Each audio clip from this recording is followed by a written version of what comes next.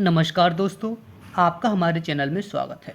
आज हम आपके लिए आला, ऊदल और महोबा के इतिहास से जुड़ा एक नया वीडियो लेकर आए हैं। इसमें हम आपको महोबा के प्रसिद्ध पारस पत्थर के बारे में बताएंगे।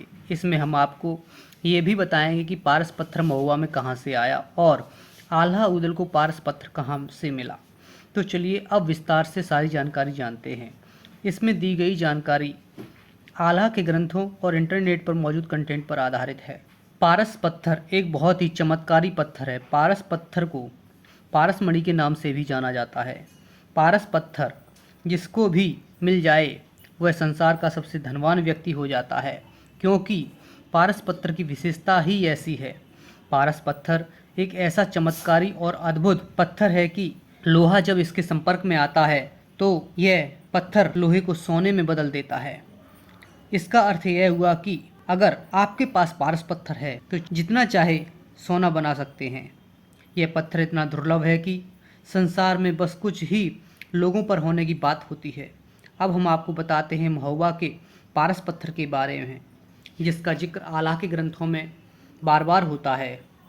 जब भी कोई राजा महोबा पर आक्रमण करता था तो पारस पत्थर देने की मांग करता था। आखिर महोबा में पारस पत्थर आया कहाँ से, इसके बारे में दो कहानियाँ बताई जाती हैं जो इस प्रकार हैं। पहली कहानी के अनुसार जब चंदेल राजा अपने महल का निर्माण कर रहे थे, तब निर्माण कराते समय यह पारस पत्थर इनको जमीन की खुदाई के समय मिला और फिर पीढ़ी दर पीढ़ी यह पारस पत्थर आगे के राजाओं तक पहुंचता गया। शायद पारस पत्थर का ही कारण था जिस कारण चंदेल राज्य इतना संपन्न और धनवान था। चंदेल राज्य ही ऐसा राज्य था जिस पर सबसे ज़्यादा आक्रमण भारतीय राजाओं ने किए। अब हम आपको पारस पत्थर से जुड़ी दूसरी कहानी बताते हैं। चंदेल राजा परमाल की पत्नी रानी मलना बहुत सुंदर थीं। उन पर इंद्र मोहित थे। इसी कारण इंद्र और राजा परमाल में युद्ध होता है। देवराज इंद्र राजा परमाल की बहादुरी से प्रसन्न होते हैं और राजा परमाल को पारस पत्थर देते हैं। इस कहानी में कितनी सच्चाई है हम कुछ नहीं कह सकते, लेकिन इस कहानी का वर्णन आपको आला के ग्रंथों और इंटरनेट पर भी मिल जाएगा। अब बात करते हैं आला ऊदल को पारस पत्थर कैसे मिला और इस पारस पत्थर जैसी कीमती चीज़ का उन्होंने क्या किया।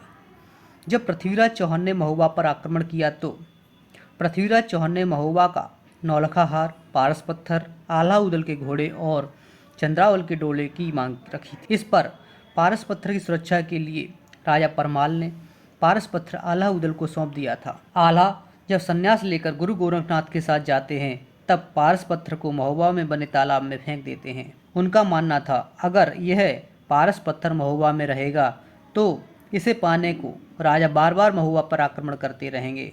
अगर आपको ये वीडियो पसंद आया तो वीडियो को लाइक कर दीजिए और चैनल को सब्सक्राइब कर दीजिए। साथ ही बेल आइकन पर क्लिक भी कर दीजिए जिससे हमारी लेटेस्ट वीडियो की नोटिफिकेशन आपको मिलती रहे। Thanks for watching. धन्यवाद दोस्तों।